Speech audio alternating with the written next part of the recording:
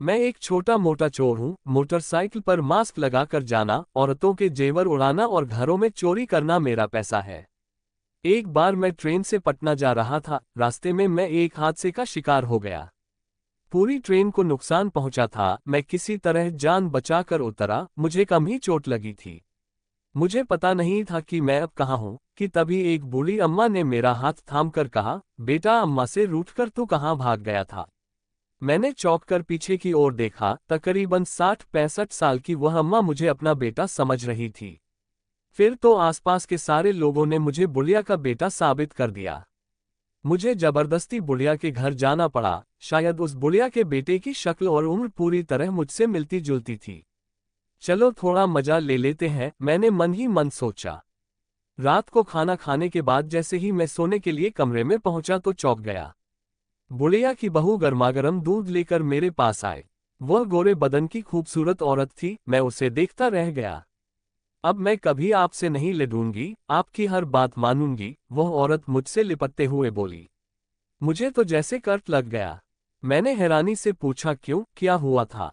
आप शादी के 6 महीने बाद अचानक गायब हो गए थे। सबने आपको बहुत ढूंढा पर आप कहीं नहीं मिले। इस गम में बाबूजी चल बसे, वह रोते हुए बता रही थी। मैं सब भूल चुका हूं, मुझे कुछ याद नहीं है। मैं किसी को नहीं पहचानता, मैं शांत भाव से बोला।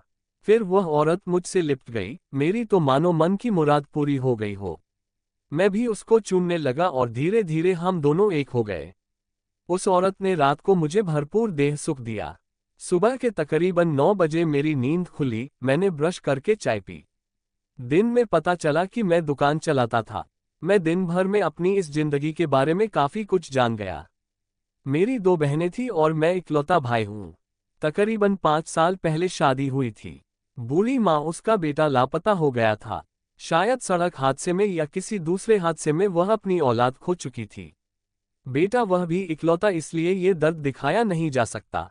दूसरी ओर वह बहू है जो 18 साल की उम्र में ही ब्याह कर यहाँ आई थी।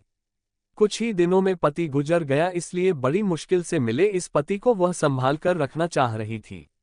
उनको अब तक उसकी लाश भी नहीं मिली थी। काफी दिन ना मिलने के चलते उन्होंने मरा मान लिया था। क्या पता कहीं जिंदा हो और लौट आया हो। इस हादसे में क्या पता याददाश्त चली गई हो, इसलिए सास बहू दोनों ही अपने अपने तरीके से मुझे याद दिलाने की कोशिश में थे।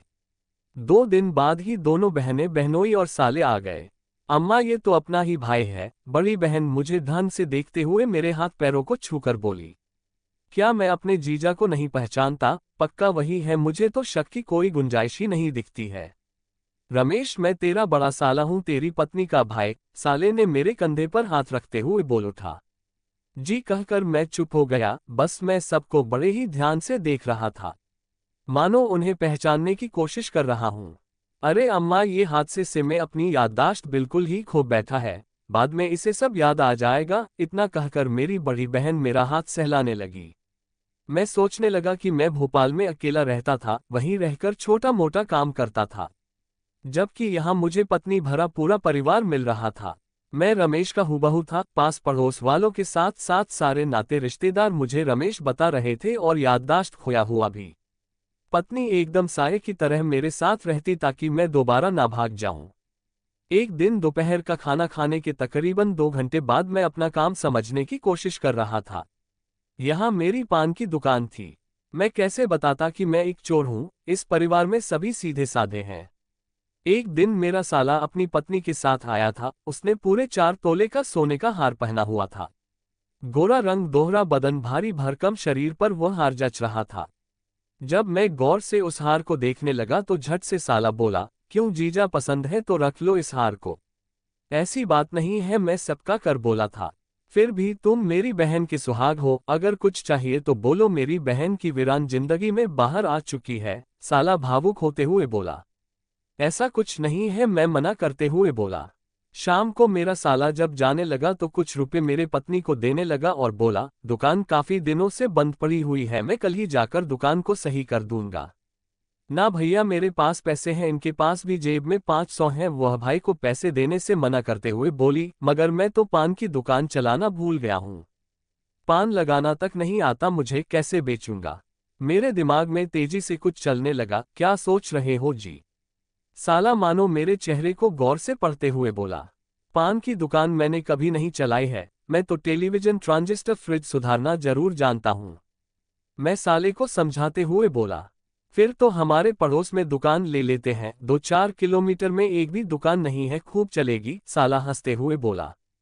अगले दिन सुबह घर से तकरीबन 1.5 किलोमीटर दूर बंद पड़ी दुकान मुझे सौंपी गई, तो दिन भर में मुझे सुधार कर दुकान की शक्ल दे दी।